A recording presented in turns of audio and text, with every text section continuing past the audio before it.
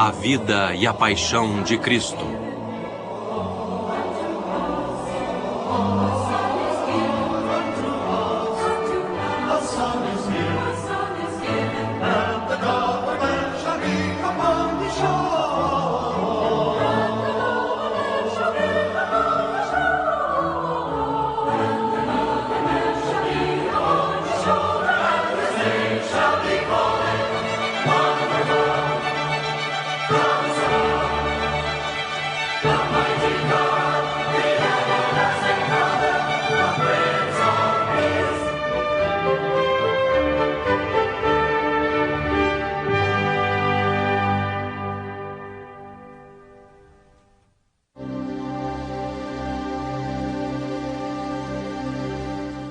Olá, sou Pat Boone.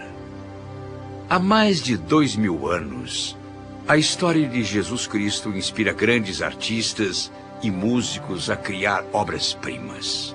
Levou intelectuais e governantes a debater sua autenticidade e seu efeito na política mundial. Infelizmente, também instigou guerras sangrentas que continuam até hoje. Mas quem foi esse Jesus de Nazaré? Ele realmente existiu? Ele foi mesmo concebido imaculadamente e nascido milagrosamente numa manjedoura em Belém? Ele foi criado como filho de um simples marceneiro para se tornar o Messias? As mesmas pessoas que iam salvá-lo se viraram contra ele e o puniram por heresia? Ele foi mesmo crucificado numa cruz? Mais importante, ele se ergueu dos mortos e apareceu diante de seus apóstolos antes de subir aos céus. A Bíblia nos diz isso, mas a Bíblia foi literalmente a palavra de Deus e pode-se acreditar em sua autenticidade? Vamos descobrir. A Bíblia Sagrada, como conhecemos hoje, foi considerada um símbolo da verdade por séculos. Homens e mulheres lutaram em batalhas ferozes para impedir que corresse perigo. Outros afirmam que a Bíblia os protegeu do mal.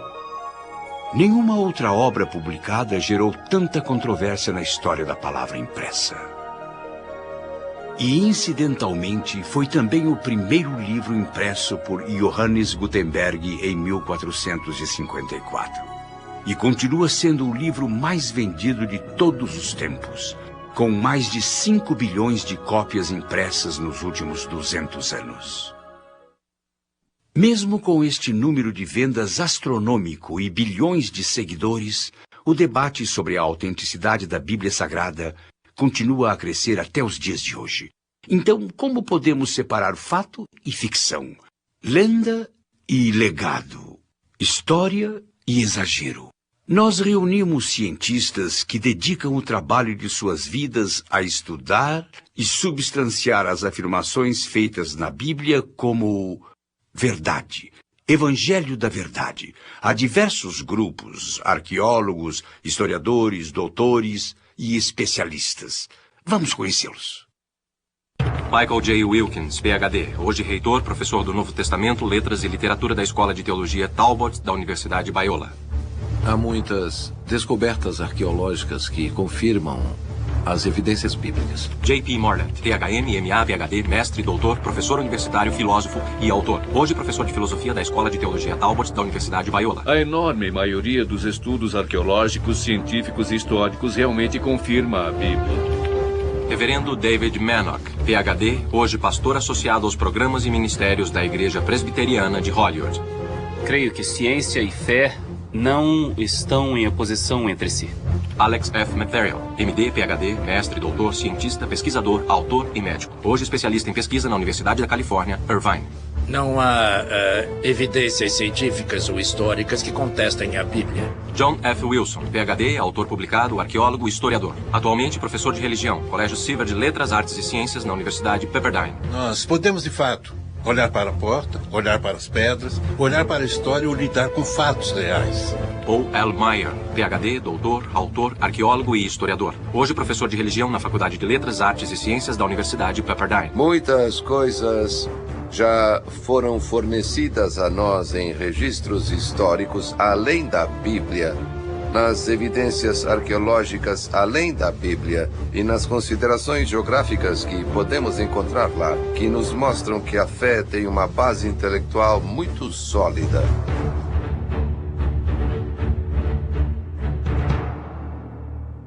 Mas como teremos certeza de que os autores da Bíblia a escreveram direito?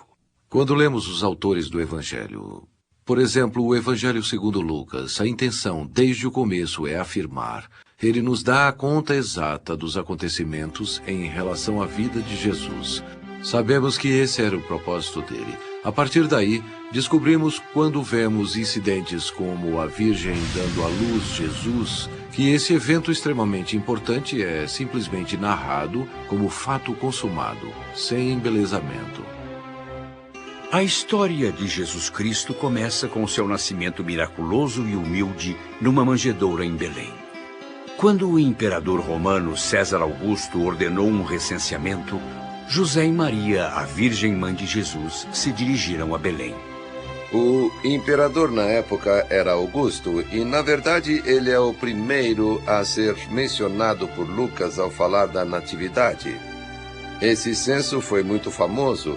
Foi o censo de 8 a.C., que iniciou a cadeia de eventos que levou a Sagrada Família até Belém. O recenseamento exigia que todos os cidadãos se dirigissem a seu local de nascimento. Belém era o lar de José, então ele e Maria começaram a viagem. Naquela época, a viagem de Nazaré a Belém podia levar até uma semana se feita a pé ou em mulas, e se tornou mais perigosa por causa da gravidez adiantada de Maria.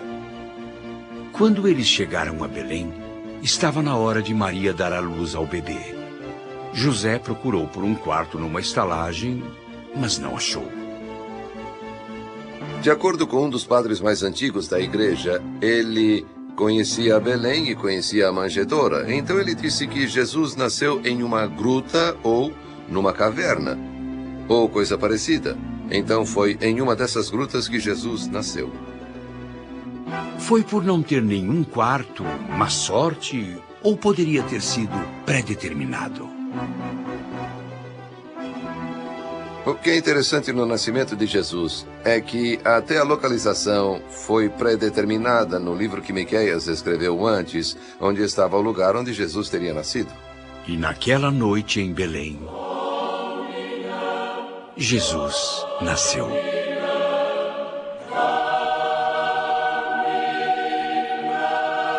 Jesus nasceu como todos os outros bebês. Era um bebê com uma mãe humana, mas cujo pai era o próprio Deus. De acordo com o Evangelho de Lucas, quando os pastores anunciaram as boas novas sobre o nascimento do Messias em Belém, os céus se abriram e um coral divino dizia: glória a Deus nas alturas e paz na terra entre os homens. Mesmo que o parto miraculoso da Virgem tenha acontecido em Belém, outro capítulo dessa história milagrosa se passava no Oriente. 3 magos, ou sábios, já tinham visto o sinal no céu noturno, uma estrela brilhante. Eles a tomaram como sinal de que um grande rei nasceria na Judéia. Os 3 reis magos seguiram a estrela até Jerusalém, onde esperavam achar um novo bebê. Os 3 reis magos eram bem conhecidos como uma fraternidade, uma casta de homens muito sábios. Eles eram especialistas em medicina, em leis, eram historiadores religiosos, eram astrônomos, astrólogos, eram universidades ambulantes. Eram muito conhecidos na Babilônia e na Pérsia. O livro de Mateus diz que os 3 reis magos, ou 3 homens sábios, trouxeram presentes para o bebê Jesus. Os 3 presentes são mencionados: ouro, incenso e mirra. O ouro é um símbolo real e também era muito útil nas viagens como um traveler check prático quando fogem para o Egito. Incenso indicava a função sacerdotal de Jesus no futuro. E mirra tinha um interessante uso medicinal e era usado também para embalsamar corpos depois de mortos. Então, essencialmente, temos presentes muito proféticos que foram dados a Jesus bem em seu nascimento. Mas que fenômeno poderia ser tão grandioso para fazer esses sábios viajarem de tão longe? A visita dos 3 reis magos foi feita por causa da estrela de Belém, esse fenômeno fascinante que ilumina o local da natividade. Que estrela era essa que brilhava tanto? E será que era uma estrela? Fomos ao Observatório Griffith em Los Angeles para descobrir. Muitos astrônomos afirmam que temos de observar o que os planetas estavam fazendo onde a estrela apareceu. Porque os magos ou astrólogos acreditavam que a estrela os guiaria até Jerusalém e depois até Belém. Mas eu não acho que seja o caso. A estrela marca a realização das profecias. Quando os magos viram a estrela, ou o que quer que fosse, acreditaram que a profecia se realizara. Então, tiveram que interpretar esse sinal. Mas a estrela não os levou a lugar nenhum, não os guiou. Eles viram a estrela e sabiam que era hora de agir. E a questão é, o que havia no céu que foi tão extraordinário que deixou os 3 reis magos entusiasmados para levá-los para lá? Os cientistas pesquisaram muito sobre o que causou a aparição daquela linda estrela brilhante. Talvez tenha sido uma supernova ou um cometa. Registros antigos de astrônomos chineses não mostram nenhuma explosão de estrela durante o nascimento de Jesus. E os 3 reis magos teriam interpretado um cometa como um sinal de algum desastre iminente, não o nascimento do Salvador. Então, sobrou aos astrônomos uma única conclusão.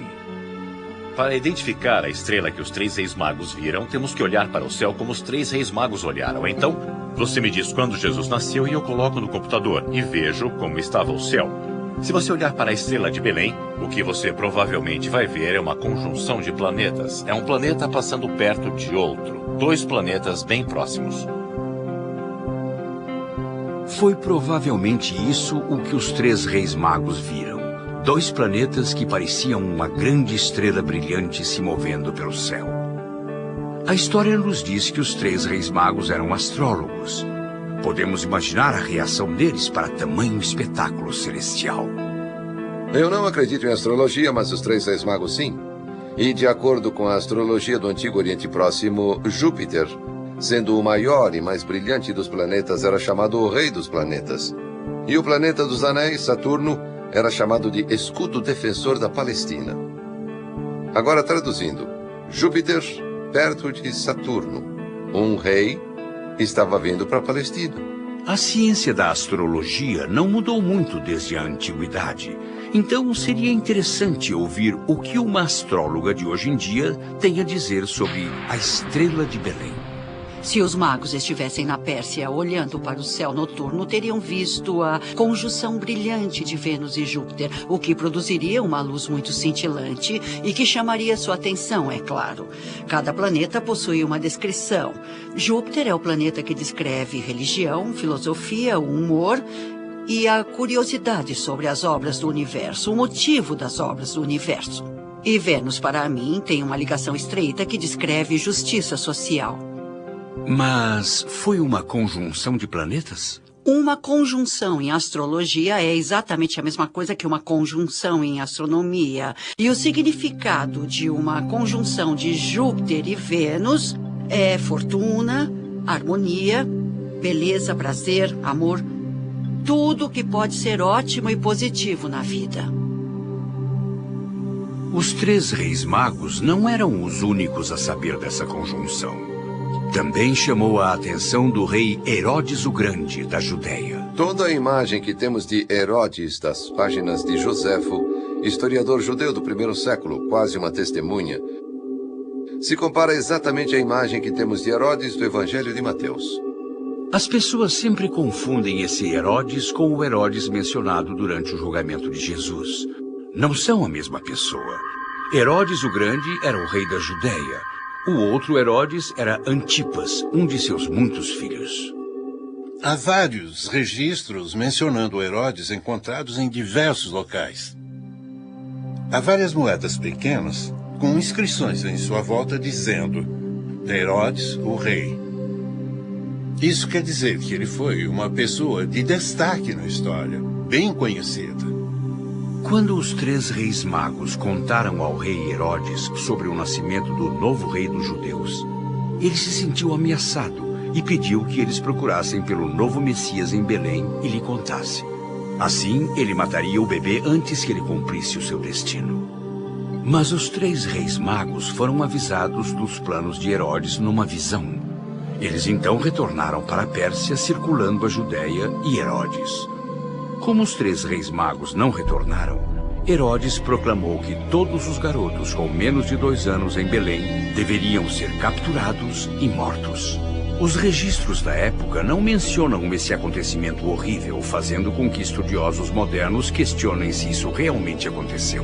Um aspecto na natividade que é amplamente criticado é que Herodes não podia ter matado aqueles bebês em Belém. Até mesmo os historiadores concordam que Herodes era um tirano desprezível. Alguns céticos dizem que se milhares de bebês judeus foram mortos a sangue frio, haveria registro disso. Acho que a razão de algumas pessoas não acreditarem nesse episódio é porque acham que havia muitos bebês para serem mortos.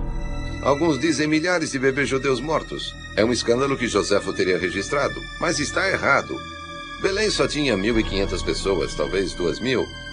Um estudo preciso diz que em uma cidade desse tamanho, você não teria mais do que 20 bebês de 2 anos ou menos. E metade era do sexo oposto. Então estamos falando só de 10, 12 bebês. O rei Herodes o Grande foi considerado um dos governantes mais violentos dos tempos bíblicos. Além disso, ele matou muitos membros da sua família. Seu desejo horrível pela morte nos mostra o tipo de monstro que ele era. Herodes tinha a preocupação de que ninguém ficasse de luto pela sua morte. Ele estava certo. De fato, seus súditos estavam planejando uma grande comemoração. Ninguém gostaria de morrer nessas circunstâncias. Então, ele daria a todos algum motivo para chorar. Ele instruiu sua irmã Salomé a capturar todos os líderes judeus da Palestina e prendê-los num hipódromo do lado de fora de seu palácio de inverno, onde ele estava morrendo. E no momento em que sua morte foi anunciada, eles teriam que ser mortos a sangue frio. Aí haveria centenas de viúvas chorando no momento de sua morte. Agora, acha que Herodes não mataria 10 bebês em Belém? Eu acredito que sim. Por que o assassinato de 10 bebês inocentes em Jerusalém não tem nenhum registro nos documentos romanos e foi bem documentado na Bíblia? Não é o único elemento da história da natividade que é questionado por críticos. Até recentemente se pensava que os 3 reis magos, Gaspar, Baltazar e Melquior, eram uma fábula. Alguns estudiosos acreditavam que seus nomes e reinos não eram nada mais do que ficção ou elementos adicionados aos evangelhos alguns anos depois. Mas em 1937 foi feita uma descoberta que mudou tudo. Quando arqueólogos começaram a procurar em volta da área de Quiquajar, perto da fronteira do Afeganistão, a escavação deles revelou alguns vestígios intrigantes de que um rei do Oriente, um dos reis magos, o rei Gaspar, realmente existiu. A descoberta de uma grande quantidade de moedas antigas foi extraordinária, mas seu real valor estava na inscrição na parte de trás. Essa peça foi feita no reinado do honorável rei Gaspar. Dos 3 reis magos? É, um dos 3 reis magos. Foi uma revelação surpreendente. A descoberta da moeda do reino de Gaspar foi a primeira evidência forte de que aqueles reis lendários realmente existiram. Mas a descoberta da moeda não foi o fim da história. Na verdade, foi só o começo da descoberta do reino perdido de Gaspar. 1957, centro de Cairo, Egito. Quando um arqueólogo americano trabalhando no Cairo ouviu rumores da descoberta das moedas, ele começou a perseguir o mistério. A pesquisa arqueológica teve sucesso.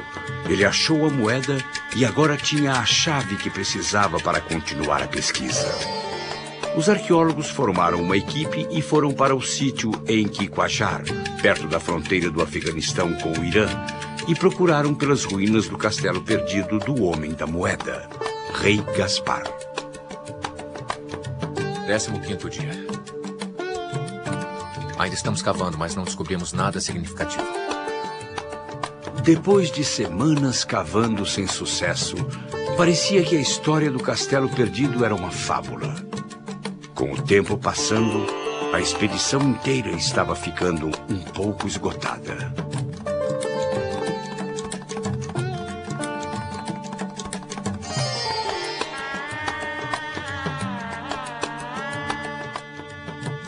Hassan! Ramon, venham aqui!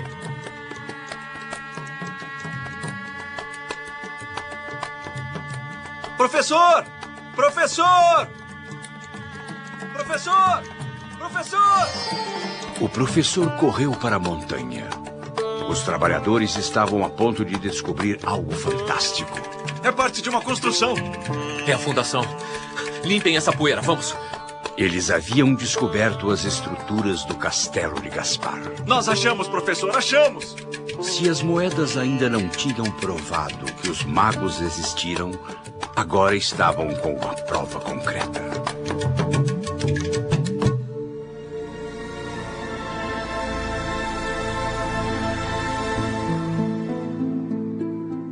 Mas apesar dessa prova, ainda havia aqueles que não acreditavam na história dos 3 reis magos. Para falar a verdade, havia muitos argumentos sobre a história do nascimento de Cristo, que o local de nascimento permaneceu intocável por mais de 300 anos. Em 330, a rainha Helena, mãe do imperador Constantino, ordenou a construção da primeira igreja da Natividade no local do nascimento de Jesus, segundo relatado. Na igreja da Natividade, milhares de pessoas visitam o local do nascimento de Jesus. Essa peregrinação é o testamento de um poder milagroso e duradouro do primeiro Natal. Ao andar pelas passagens estreitas e visitar o altar, eles revivem o espírito glorioso do momento do nascimento de Jesus. Um nascimento que iniciaria uma cadeia de eventos que mudaria o mundo para sempre. No século IV, a Roma pagã estava em crise, com o cristianismo se espalhando cada vez mais. O imperador Constantino, que tinha se convertido ao cristianismo, percebeu que tinha de fazer alguma coisa para estabelecer a ordem em seu império. Em 330, ele tentou diminuir a divisão do cristianismo através da criação do Concílio de Nicéia. Um dos resultados deste concílio foram os rascunhos do que hoje nós chamamos de Credo Niceno, onde as crenças básicas do cristianismo estavam esquematizadas e em concordância. Isso adiantou o processo de canonização da Bíblia. Um soldado e estadista obcecado por ordem e acordos, Constantino foi a força motriz por trás da escolha de quais livros formariam a Bíblia Sagrada. Ele ordenou que cada livro deveria ter um padrão notável que testasse rigorosamente a autoridade e inspiração divinas. Portanto, em 367 d.C., os 27 livros do Novo Testamento, incluindo os 4 evangelhos de Mateus, Marcos, Lucas e João, foram escolhidos e permanecem imutáveis até o dia de hoje. Estes evangelhos descrevem detalhadamente a vida e os ensinamentos de Jesus. Mas o quão confiáveis eles são realmente como biografia de Cristo? Os 4 evangelhos são tremendamente confiáveis historicamente como biografia de Jesus. Os 4 evangelhos, quando os comparamos principalmente com outras formas de literatura da antiguidade, são precisos. Acredito que os 4 evangelhos são bastante confiáveis como testemunhas de acontecimentos. Eles se confirmam entre si, assim como outros documentos da história da igreja. Eu considero os 4 evangelhos, Mateus, Marcos, Lucas e João, totalmente confiáveis. Eles foram escritos por testemunhas oculares diretas e indiretas. Por exemplo, há vários detalhes pequenos que não têm a ver com as histórias que os historiadores consideram 1/100º precisas. Não é o tipo de detalhe que encontramos em ficção nem na mitologia. Segundo as testemunhas, os 4 evangelhos foram escritos por gente bem íntima de Jesus, que neles colocaram com certeza sua vida e seus ensinamentos. Eles sabem os nomes das pessoas, dos locais, se ele subiu ou desceu para chegar a algum lugar, qual direção ele seguiu, enfim, todos esses detalhes. E mais importante, os evangelhos foram escritos numa época em que havia testemunhas hostis e amigáveis por perto, que sabiam o que estava acontecendo. Não foram escritos uma geração depois, mas logo após os eventos registrados. Uma vez que cada um dos 4 evangelhos eram histórias pessoais escritas por diferentes pessoas, existem sutis diferenças entre elas. Críticos usam essas diferenças para alegar que os evangelhos foram forjados. O que faz os evangelhos serem comentados é que se eles foram forjados intencionalmente, então você deveria encontrar similaridades palavra por palavra de cada um deles. Eu acredito que houve uma divindade autoral por trás de cada um dos 4 evangelhos. Há também um elemento humano por trás de cada um. Eles escreviam através de suas perspectivas. Se você pegar os 4 melhores retratistas do mundo, verá que eles pintaram a mesma pessoa. Você não espera que os retratos saiam parecidos. Deveriam ser diferentes, pois cada um teve um impacto diferente.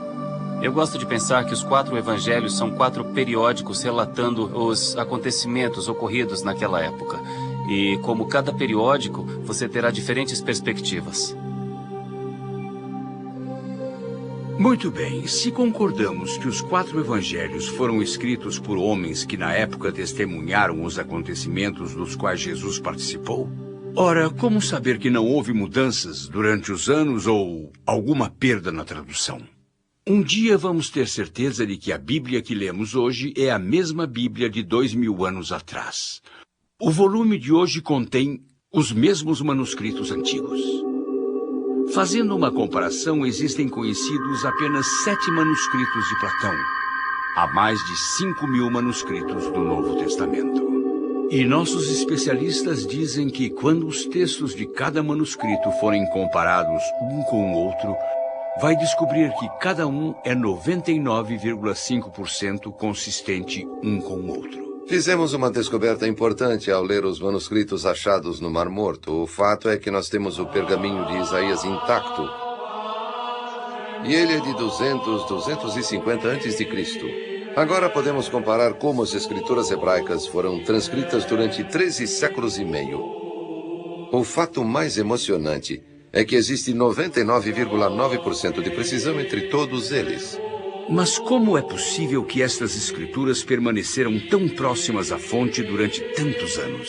Entre o povo judeu na época de Jesus existia um grande respeito pela tradição oral ou a tradição sagrada. Não era incomum para um rabino ter discípulos que estudavam sob a tutela do rabino. Esses discípulos se comprometiam em memorizar os ensinamentos do rabino palavra por palavra. Então, quando o rabino morria, os discípulos disseminavam os ensinamentos dele sem alterar nada. Depois juntavam tudo de modo que ficassem confiáveis. O que sabemos sobre os 4 evangelhos é que, primeiramente, foram passados oralmente por 30 anos com ricos detalhes.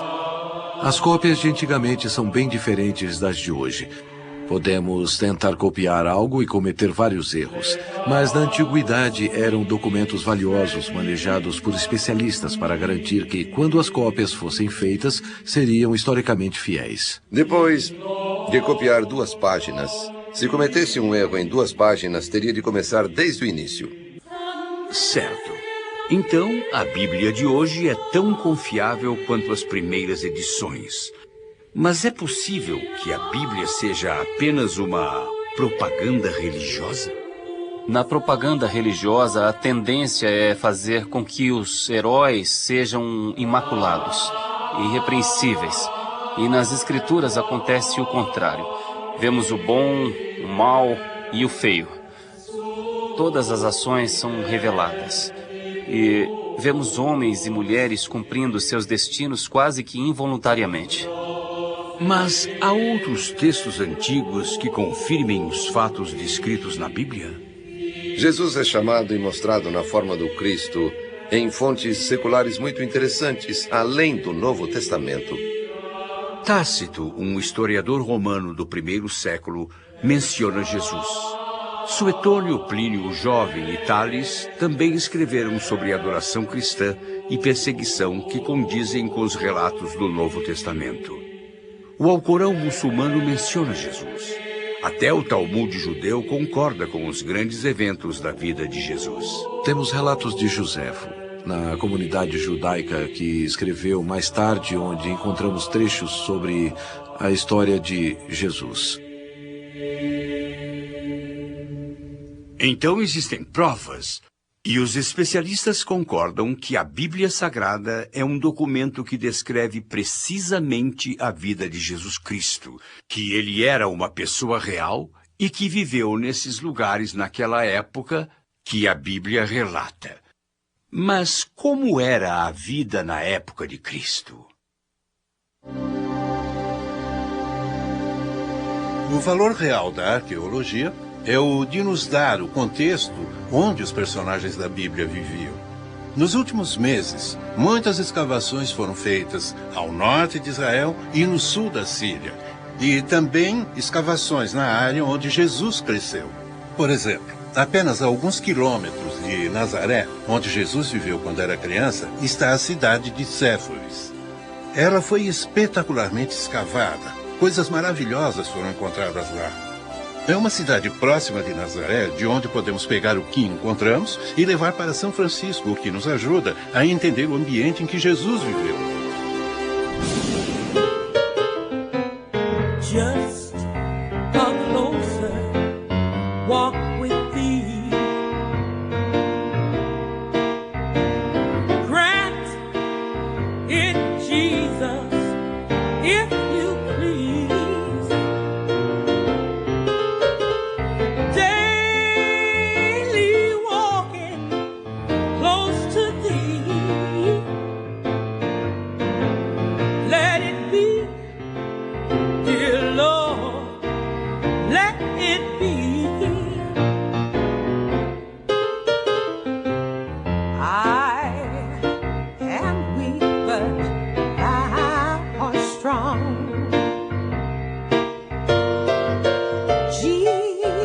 Jesus keeps me from all wrong. Eu vos perdoo. I'll be satisfied as long as I walk Bem-aventurados os mansos, porque herdarão a terra. close to thee. Through this world. Então, como foi que um garoto simples de uma vila se tornou um líder carismático? Não sabemos muito sobre a infância de Jesus porque os evangelhos se concentram no nascimento e nos últimos anos, mas sabemos que mesmo Jesus não se encaixava no modelo que o povo judeu procurava no Messias. Ele completou uma das profecias messiânicas do Velho Testamento. O povo judeu estava esperando há muito tempo que viesse a figura messiânica, mas a impressão principal é que seria um Messias político, alguém que os livraria do controle do governo romano. A coisa interessante sobre Jesus Cristo em sua realização das profecias messiânicas é que ele não realizou só uma ou duas profecias, mas ele as ajustou com firmeza contínua e também em abundância. Os incontáveis milagres que Jesus fez e que estão escritos nos testamentos também contribuíram para seu prestígio divino. Jesus realizou milagres. Se você aceitar o que os evangelhos relatam, na verdade temos 26 milagres registrados. Se as histórias dos milagres de Jesus não fossem verídicas, os críticos teriam dito alguma coisa. Se você duvida do fato de que ele tenha realizado milagres ou não, até seus oponentes confirmaram que ele fez alguma coisa que parecia ser sobrenatural. Então, até os maiores opositores de Jesus concordam que ele realizou coisas misteriosas. Até hoje, nas missões em todo o mundo, há pessoas que fazem os cegos voltarem a enxergar, deficientes voltarem a andar. Em nome de Jesus ressuscitado, curam em lugar dele. Pacientes com doenças terminais agora têm esperança de se equilibrar até alcançar a saúde perfeita. Acontece. Mesmo havendo provas científicas dos milagres e curas, também não podemos negar que há aqueles que afirmam, que testemunham e experimentam essas coisas com os próprios olhos. Agora, numa visão geral, há 2 bilhões de cristãos no mundo todo. Não há outro ensinamento, fé, filosofia, governo, partido político ou outra coisa que reúna fielmente 2 bilhões de seguidores. É realmente uma loucura acreditar na Bíblia e o que ela representa como avanço histórico. Eu penso assim porque isso parece inacreditável às vezes. Talvez a parte inacreditável e controversa da Bíblia é a que está relatada nos testamentos sobre os 4 últimos dias da vida de Jesus, conhecidos como a Paixão de Cristo.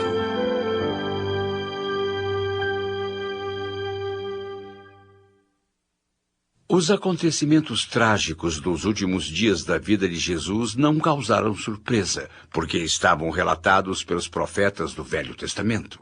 O roteiro, escrito pelo próprio Deus. Mas, mesmo assim, precisou da coragem e da convicção de Jesus Cristo para enfrentar cada fato sofredor que culminou no sacrifício final do Cordeiro. Incidentalmente, não foi preciso de persuasão para que outros fizessem seus papéis vis e traiçoeiros.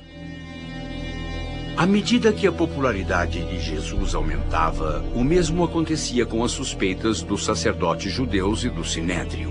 E ninguém era mais cético e se sentia mais ameaçado do que o sumo sacerdote Caifás.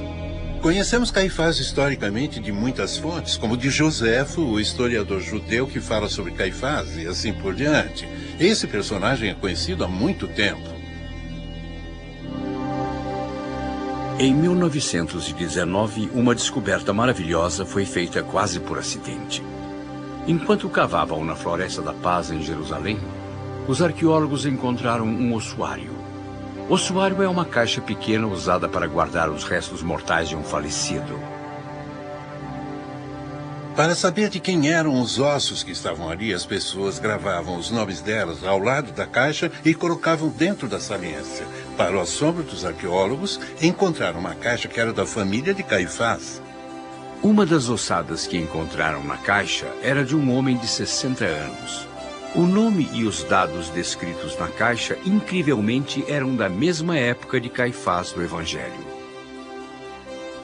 Quando juntamos tudo isso, pensamos, provavelmente estamos com os ossos do homem que julgou Jesus naquele tribunal.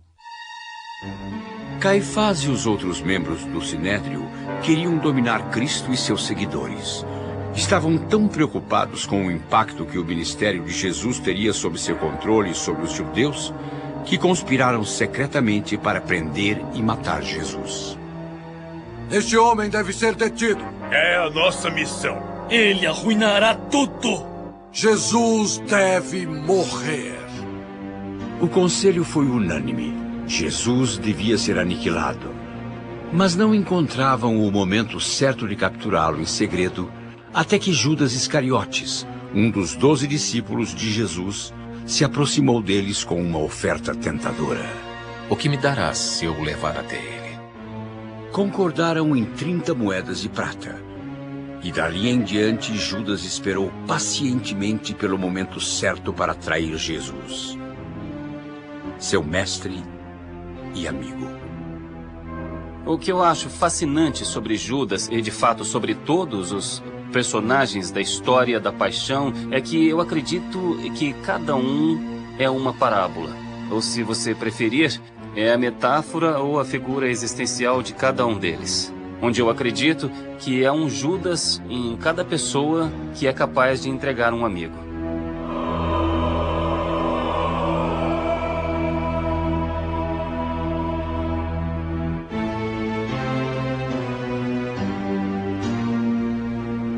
Na primeira noite da Páscoa judaica, Jesus sentou-se com seus 12 discípulos para a ceia de Páscoa, que ficou conhecida como a Última Ceia.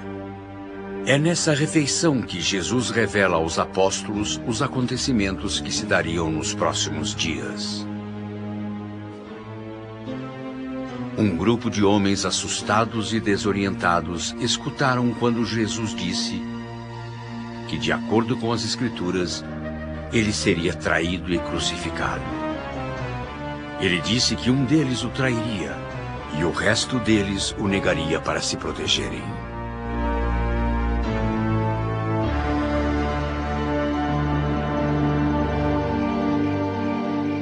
Depois que terminaram a ceia, Jesus foi ao jardim Getsemane para rezar, levando seus 3 discípulos favoritos, Pedro, João e Tiago. Sentem-se enquanto eu rezo. Meu coração está pesado. Esperem por mim. Deixando os 3, Jesus entrou sozinho no jardim e ajoelhou-se para rezar.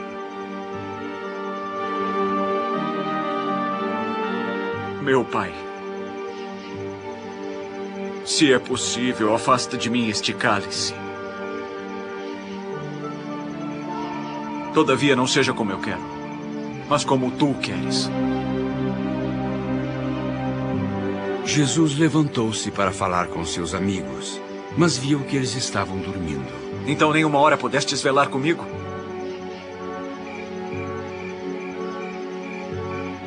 O espírito está pronto, mas a carne é fraca. Sentindo-se abandonado e sozinho, Jesus afastou-se uma segunda vez.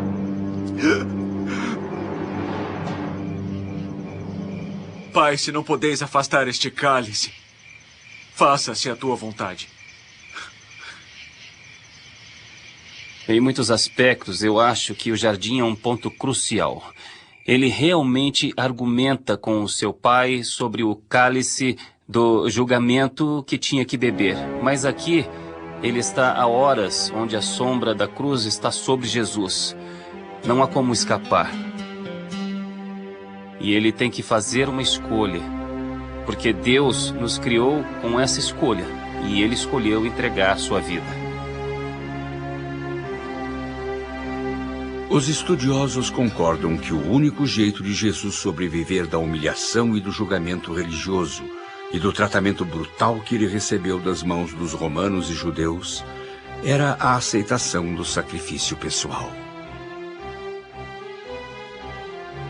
Quando nós vemos o julgamento de Jesus Cristo, nós não vemos uma pessoa triste ou em pânico ou que está lutando. Mas vemos uma pessoa no controle do seu destino. De novo, Jesus voltou aos discípulos e os encontrou ainda adormecidos. Confuso, perturbado e abandonado, ele voltou a orar uma terceira vez, tamanha era a sua agonia. O Evangelho de Lucas afirma que Jesus suou sangue.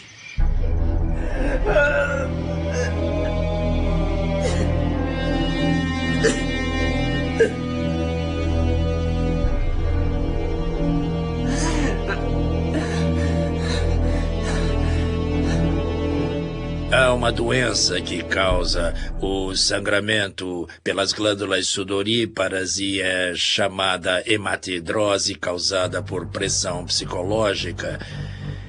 E nessas circunstâncias, essa condição pode fazer com que as veias liberem o sangue. Jesus levantou-se e Judas entrou no jardim com 2 soldados romanos mandados pelos membros do Sinédrio. Judas havia dito aos soldados que ele identificaria Jesus beijando-o. Judas aproximou-se de Jesus e olhou em seus olhos. Amigo, aqui vieste. Eu te saúdo, mestre.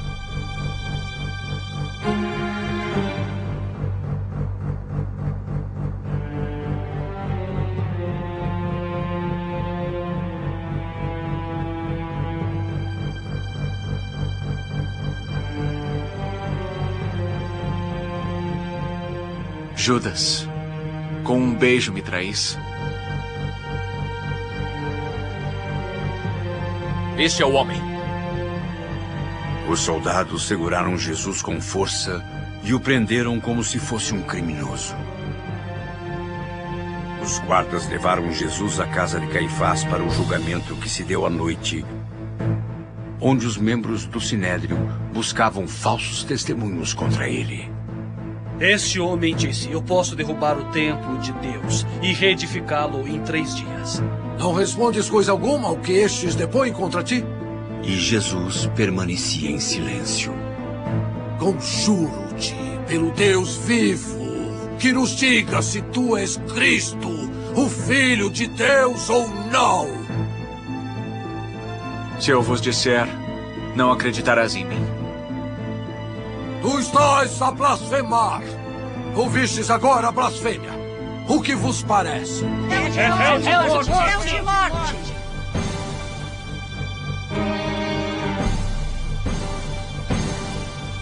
As pessoas com raiva cuspiam e o esbofeteavam. Essas foram as mesmas pessoas que deram as boas-vindas em Jerusalém 4 dias antes. Os fariseus estavam satisfeitos por seu plano ter dado certo. A seguir, foram a Pôncio Pilatos, o governador. Pôncio Pilatos é um personagem interessante. Ele é alguém que nos fornece informações fundamentais historicamente. Em 1961, um arqueólogo italiano descobriu uma pedra que fazia parte de uma escada do século IV. Mas quando viraram a pedra, fizeram uma descoberta impressionante. Descobriram que a pedra havia sido reutilizada e que, na verdade, ela era do 1º século. Ela fazia parte de uma dedicatória inscrita num templo construído pelo imperador Tibério. A primeira palavra que decifraram foi Tibério. Mas o que veio depois foi mais esclarecedor. As próximas linhas são bem claras quando dizem Pôncio Pilatos, o governador da Judéia. Seria como apertar a mão dele e dizer: você é Pôncio Pilatos e quem ouvi falar. Logo de manhã, os fariseus levaram Jesus para ver Pôncio Pilatos e fizeram afirmações contra ele. És tu o rei dos judeus? Tu o dizes. Não é o rei. Esse não é o rei dos judeus. Não ouves quando testificam contra ti? Mas Jesus permaneceu em silêncio. Eu não creio que este homem cometeu algum crime. Ele incita o povo desde a Galileia até aqui. Mas ele enganou as pessoas, da Galileia até aqui. Ele é um galileu. Então o trouxeram ao lugar errado. Levem-no a Herodes. A Herodes. Assim, Caifás e os soldados levaram Jesus a Herodes. Não era o mesmo Herodes da história da Natividade. Era um de seus muitos filhos que era um monarca menor. Herodes também é uma figura histórica. Para aqueles que se interessam por moedas, eu devo dizer que há várias delas. São raras agora, mas sempre eram encontradas na Galileia. Normalmente desgastadas, mas onde podíamos ler claramente Herodes Antipas, Herodes o Tetrarca. E aparece o ano em que foram cunhadas. Algumas foram cunhadas no mesmo ano do julgamento de Jesus, como lemos na Bíblia. Como Herodes também estava em Jerusalém na época, a jornada para levar Jesus até o rei foi curta. Herodes ficou contente em conhecer o homem de quem todos estavam falando. Então, este quem é? Este é Jesus de Nazaré e ele se diz Rei dos Judeus. Então, tu és Jesus, o Cristo. Eu desejava muito conhecê-lo. Dizem que tu és um milagreiro. Vamos, impressione-me. E novamente Jesus permaneceu em silêncio. Herodes continuou a provocar Jesus para que ele dissesse algo que o incriminasse. Mas ele não pronunciou uma única palavra. Herodes achava divertido o silêncio de Jesus, até que o sumo sacerdote Caifás interrompeu. Este homem é culpado de blasfêmia e deve ser condenado à morte. Este dever é vosso. Não fale sobre o dever e não julgues o que penso. Este homem não tem nada a me dizer. Leve-no daqui. Mas, meu senhor... Não ouse me contradizer. Fora, todos vocês. O Sinédrio não teve escolha a não ser levar Jesus de volta a Pilatos. Suas próprias leis os impediam de matar um homem. Não é preciso dizer que Pilatos não estava feliz por ver Jesus novamente. Ele disse à multidão zangada que não encontrara culpa em Jesus. E como Herodes também o considerara inocente de qualquer crime que merecesse a morte, ele ia libertá-lo. Pilatos estava ansioso para manter a paz. E enquanto ele pensava em seu próximo passo, sua esposa se aproximou. Disse para ele não fazer nada com Jesus, porque ela havia tido um pesadelo com ele. Era costume Pilatos soltar um prisioneiro a cada ano por ocasião da Páscoa judaica. Vós quereis libertar esse assassino? Ou este homem que não cometeu crime algum? Barrabás! Liberte O que Barrabás! farei então com Jesus de Nazaré? Crucifique-o! Crucifique-o! Pilatos viu que não havia como persuadir a multidão. Ele pediu uma bacia de água e lavou as mãos diante da desordem para salvar sua carreira política. Estou inocente do sangue desse justo. Considerai isso. Que o seu sangue caia sobre nós e sobre nossos filhos!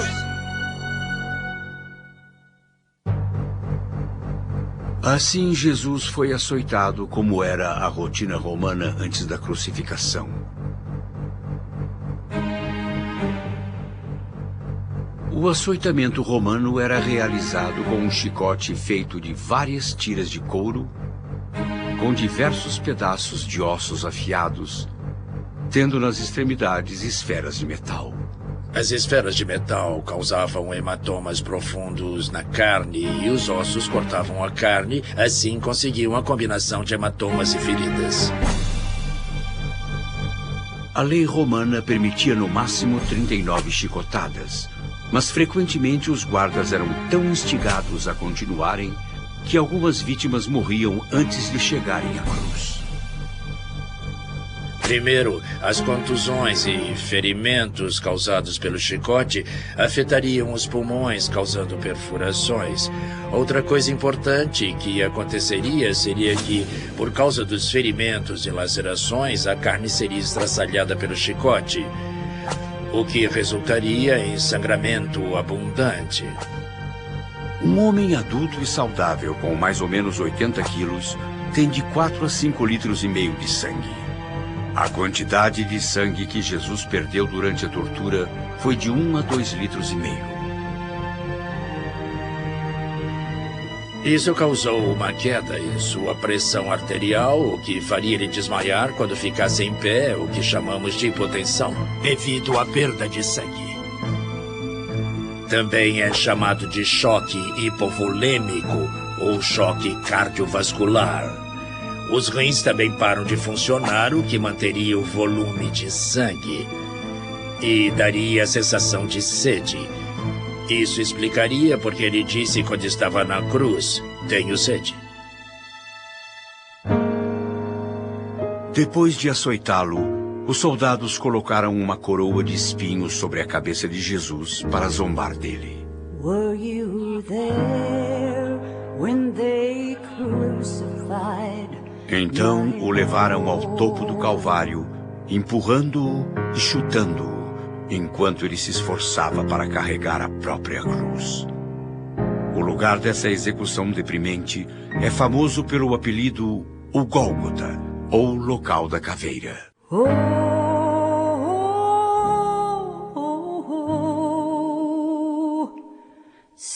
Sometimes it causes me to tremble, tremble, tremble.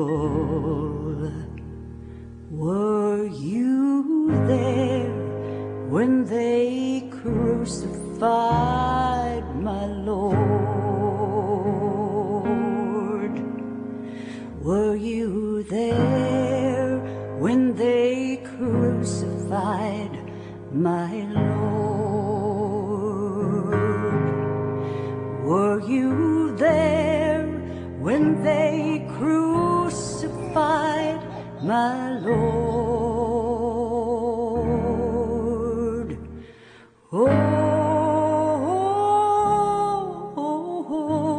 Oh, sometimes it causes me to tremble, tremble, tremble. Were you there when they crucified my Lord? Were you there when they nailed him to the tree? Well, were you there when they nailed him to the tree?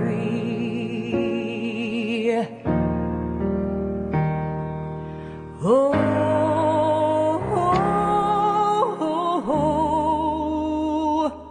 sometimes it causes me to tremble, tremble, tremble.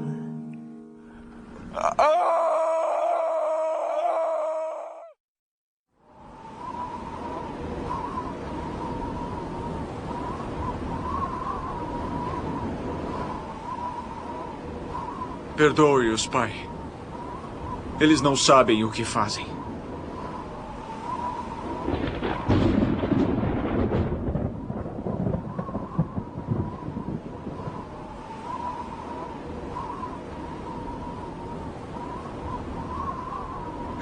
Deus! Meu Deus!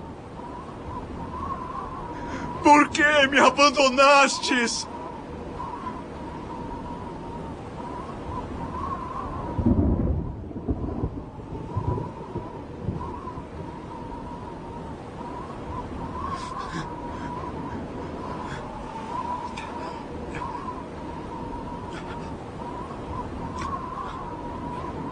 Tenho sede.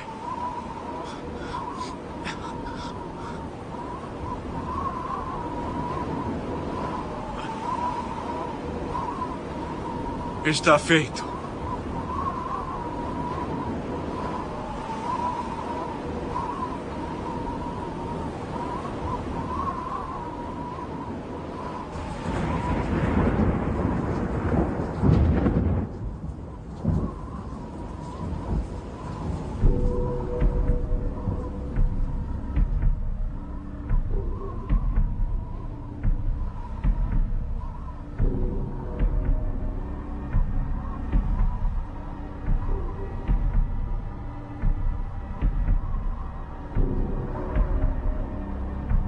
É verdade que este era o Filho de Deus.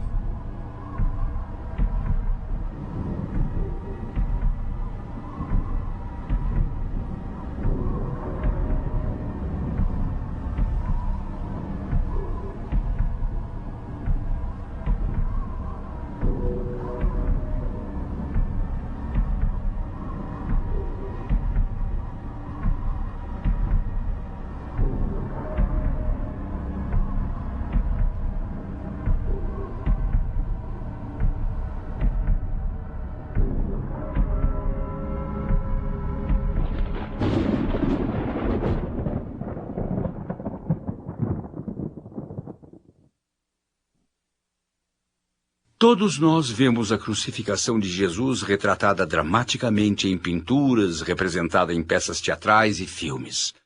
Mas do que consistia exatamente a crucificação? E como exatamente Jesus morreu? Se suportarem os detalhes assustadores e macabros, acharão o que nossos especialistas têm a dizer? Muito interessante.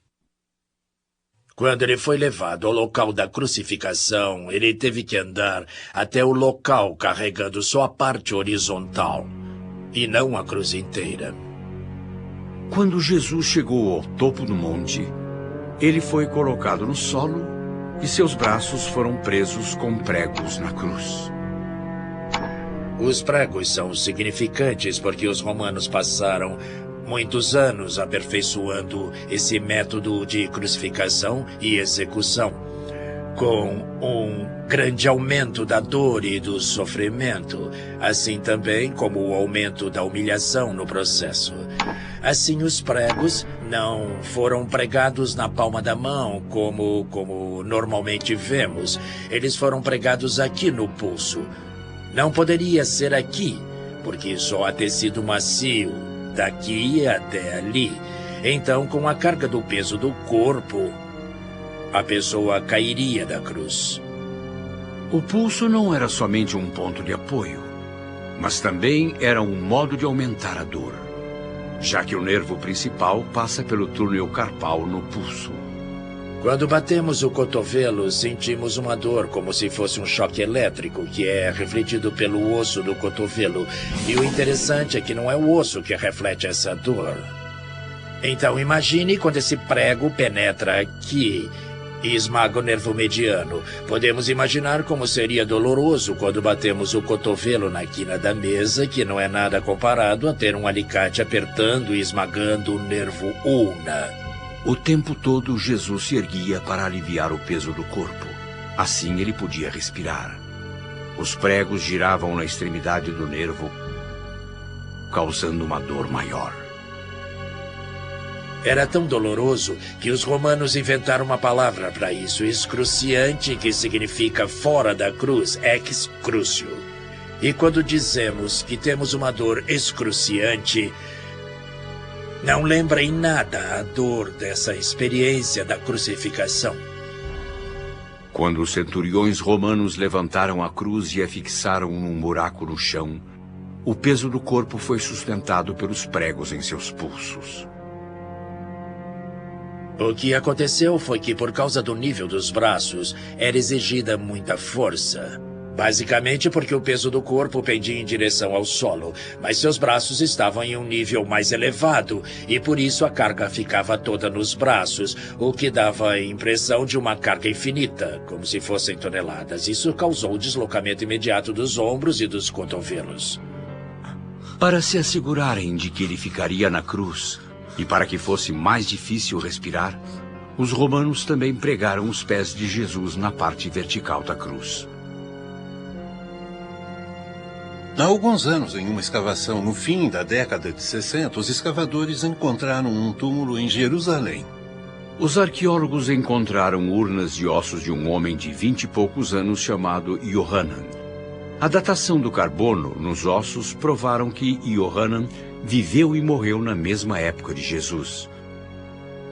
Quando eles começaram a tirar os ossos da caixa e organizá-los, descobriram uma coisa muito incomum. Eles colocaram os ossos enfileirados e no calcanhar de Yohanan havia um prego de aproximadamente 20 centímetros que fora pregado em seu calcanhar.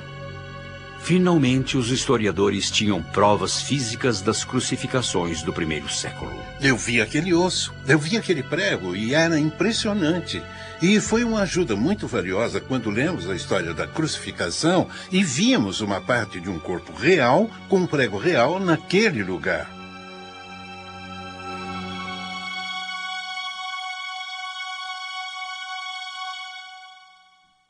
A execução pela crucificação foi inventada originalmente pelos persas, mas foram os romanos que a aperfeiçoaram, tornando-a mais dolorosa e humilhante. Às vezes passavam-se vários dias antes da morte. Era a tortura máxima. Agora, com a confirmação de que a crucificação era uma forma popular de punição na época de Jesus, vamos explorar por que ela era particularmente cruel e brutal para levar alguém à morte.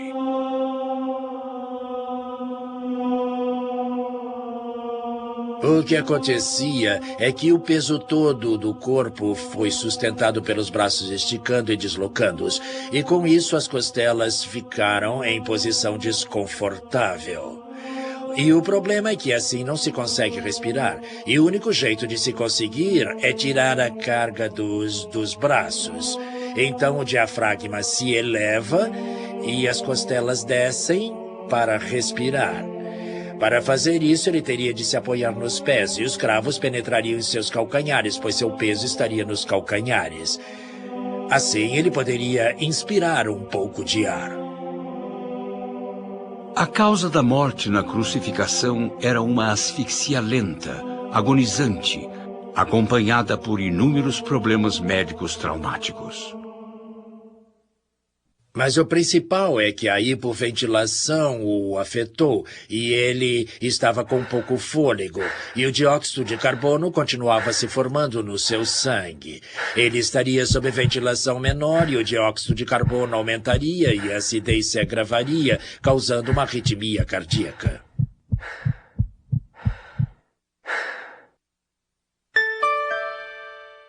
Os céticos acreditam que Jesus sobreviveu à crucificação e que ele fingiu sua própria morte para realizar as profecias do Velho Testamento. Mas agora sabemos com certeza que isso seria impossível. As pessoas gostariam de acreditar que era uma fraude de que ele tenha morrido. Não há nenhum conhecimento de que alguém tenha sobrevivido à crucificação no método romano. E sabemos que os soldados romanos pagavam com suas vidas se alguém escapasse com vida. Então era impossível ele não ter morrido. Ele morreu e não há dúvidas sobre isso.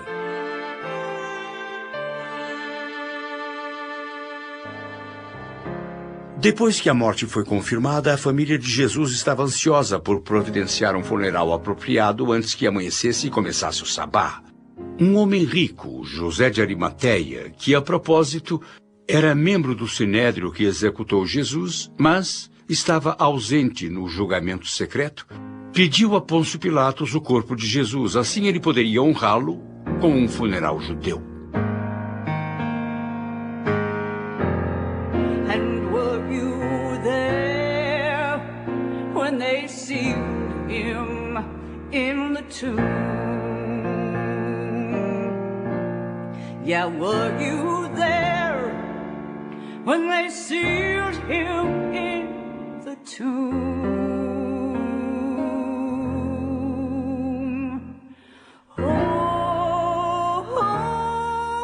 José havia pedido que seu próprio túmulo fosse esculpido numa grande rocha, e ele foi até lá e colocou Jesus para descansar.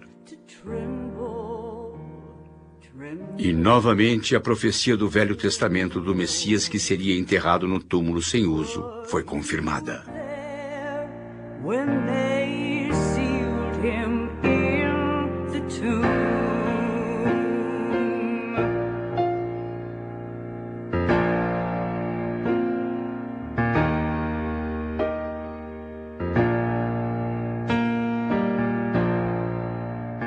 Uma pedra pesada em forma de roda foi colocada na entrada do túmulo e um guarda romano ficou de vigia, porque o sinédrio temia que os discípulos de Jesus roubassem seu corpo e afirmassem que ele voltara da morte.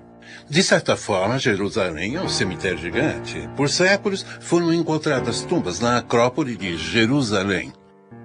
O que eu vou descrever foi encontrado inúmeras vezes, um túmulo cavado em uma pedra sólida, em um penhasco ou coisa parecida. O impressionante sobre esses túmulos é que eles eram selados por uma pedra plana e circular que ficava na frente do túmulo. A entrada também costumava ser bem baixa e era preciso se abaixar muito para entrar. A razão da descoberta é impressionante e se compara perfeitamente com a descrição do túmulo de Jesus nos evangelhos. E de repente percebemos que o que estamos falando do túmulo é que são construídos exatamente iguais. Alguns foram desacreditados porque há inúmeros abertos, mas as pedras ainda estão no lugar. Estamos vendo exatamente como a história reage aos fatos reais.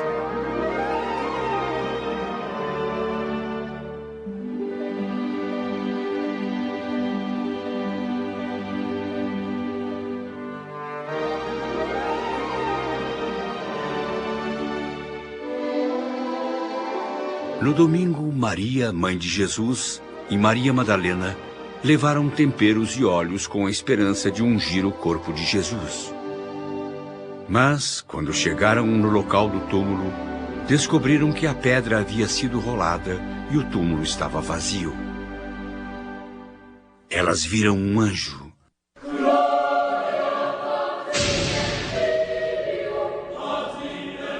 O anjo disse que Jesus de Nazaré acordou de sua morte e que elas deveriam dizer a Pedro e aos discípulos que Jesus ia encontrá-los na Galileia.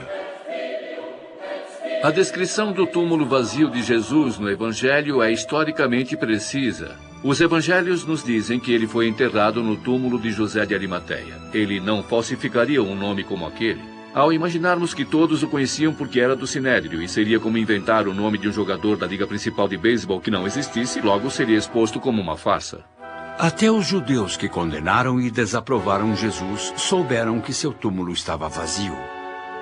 Eles explicaram dizendo que os discípulos roubaram o corpo. Assim, os amigos e todos os cristãos admitiram imediatamente que o túmulo de Jesus estava vazio. O problema era que os discípulos não poderiam roubar o corpo porque não havia como fazer isso com um guarda vigiando o túmulo. Não era só impossível que os seguidores de Jesus tivessem roubado seu corpo, como também era improvável que eles tentassem, porque antes de verem a ressurreição de Cristo, eles todos se tornaram descrentes. Eles não entregariam suas vidas por alguma coisa que eles sabiam que seria obscura. Não temos 12 homens executados com morte por algo que eles sabiam que não valeria a pena.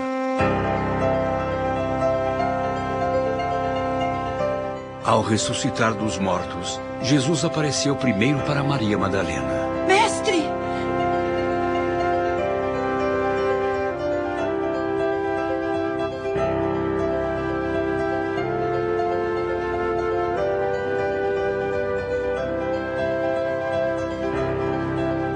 Mais tarde, ele encontrou 2 estranhos que não o reconheceram.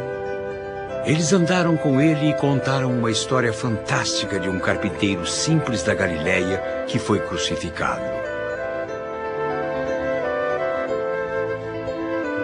Jesus finalmente apareceu ante seus discípulos, que ficaram maravilhados e não conseguiam olhar em seus olhos.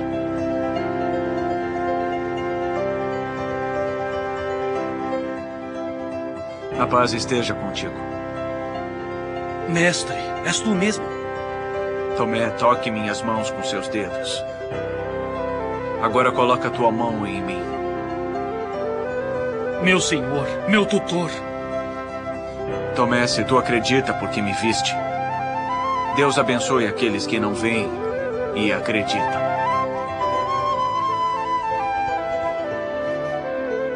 A questão sobre a ressurreição é a questão sobre as provas. E acho que a prova mais forte de que a ressurreição é um fato real da história é o intervalo do tempo. Da morte de Jesus aos 33 anos, até a época que os historiadores que acreditam na ressurreição dataram, passaram-se 3 anos. Então sabemos que a partir da execução de um simples carpinteiro de Nazaré, até o momento em que acreditavam que ele era o próprio Deus, um milagreiro, e que ressuscitara dos mortos, passaram-se no máximo de 2 a 3 anos. Este é um fato histórico. Os historiadores também sabem que naqueles dias levou 2 gerações para a lenda substituir os fatos históricos. Temos que lidar com o tempo de 2 gerações. A prova maior é que sabemos que os que acreditavam e os que não acreditavam pensavam igual. Todos aceitavam que o túmulo de Jesus estava vazio no dia que chamamos agora de Domingo de Páscoa. A terceira razão conhecida que Jesus venceu a morte é a transformação da vida dos discípulos. É preciso entender que aqueles homens concordaram em deixar sua religião antiga para iniciar uma nova religião. Eles viveram perseguidos eventualmente pelo que eles sabiam que era verdade. Não morreriam por uma falsa fé. Eles morreriam por alguma coisa que afirmavam ter visto com os próprios olhos. Sabemos por 1 Coríntios, capítulo 15, que Paulo diz que Jesus ascendeu na frente de 500 testemunhas. É um grande número de testemunhas que comprovam um acontecimento histórico. Jesus passou vários dias entre seus apóstolos antes de deixá-los com suas instruções finais. Ide por todo o mundo e pregai o evangelho a toda criatura. Quem crer e for batizado será salvo. E lembrem-se, estarei sempre entre vós.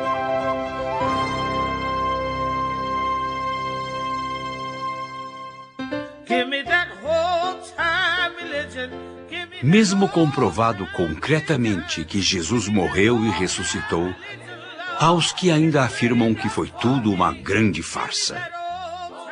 É possível que a ressurreição seja uma farsa. E também é possível que não tenha havido uma pessoa chamada George Washington. É possível que Napoleão não tenha sido o general que representou a França, e do mesmo jeito é possível que todos tenhamos nascido há 5 minutos sem memórias e que a Terra só tenha 5 minutos de anos. É possível. Mas não devemos acreditar no que é possível. Nós devemos acreditar no que é mais sensato. Pensemos em um caso sendo julgado em um tribunal. O júri considera que as evidências indicam que uma pessoa cometeu um crime. É possível que se engane. Sempre é possível.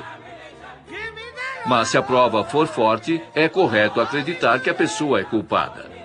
Igualmente, a prova da ressurreição é forte o bastante para ser a coisa mais sensata a se acreditar, e que ele tenha vencido a morte.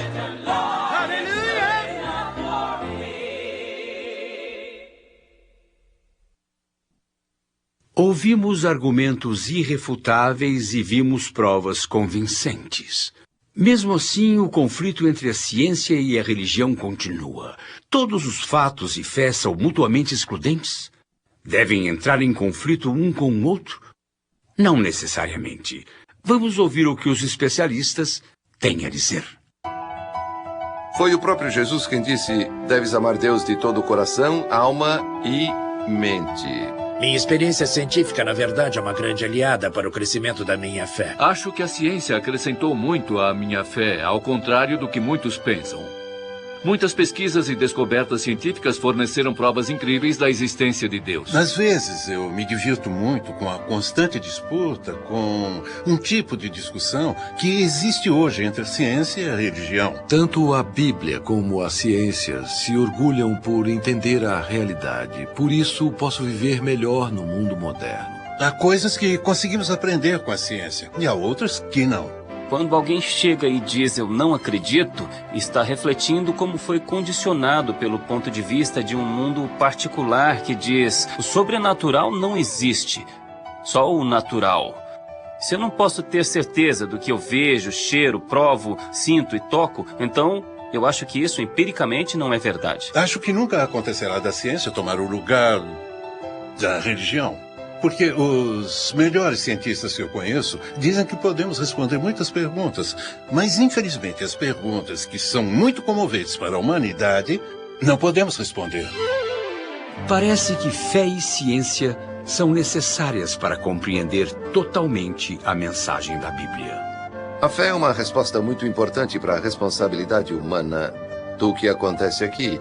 A fé é um suplemento que prova, que mostra totalmente a realidade. Ao contrário dos depreciadores da Bíblia, as descobertas e pesquisas científicas, na verdade, fornecem elementos mais para comprovar o que a Bíblia descreve com precisão do que para depreciá-la.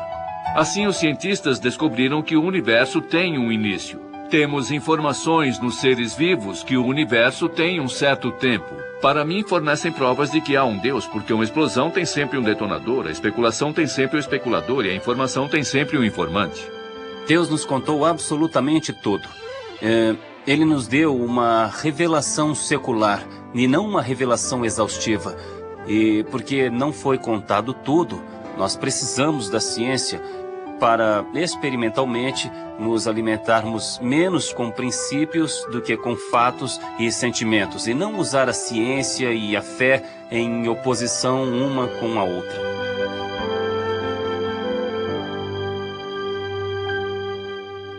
Então agora você sabe que todos os especialistas concordam que a maior história já contada está provada. É verdadeira.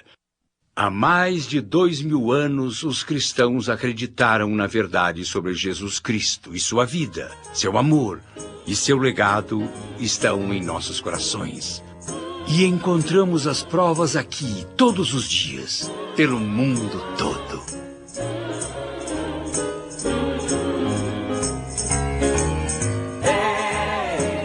Put your hands together.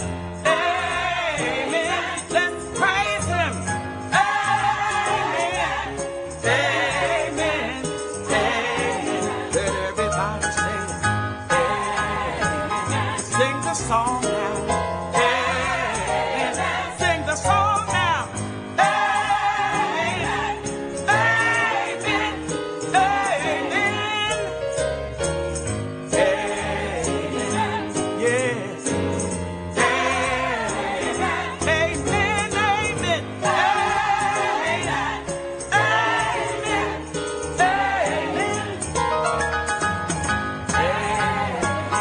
Everybody say, hey.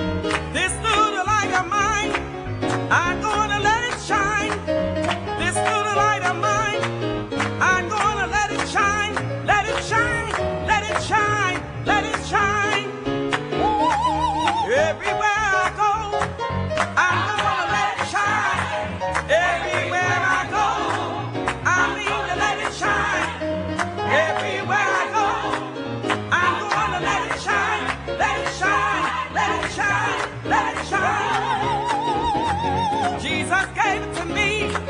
I mean to let it shine. Jesus gave it to me. I'm gonna let it shine. Jesus gave it to me. I'm gonna let it shine. Let it shine. Let it shine. Let it shine. Shine, shine, shine. I'm gonna let it shine. Shine, shine, shine. I'm gonna let it shine. Shine, shine, shine. I'm gonna let it shine. Let it shine. Let it shine. Let it shine.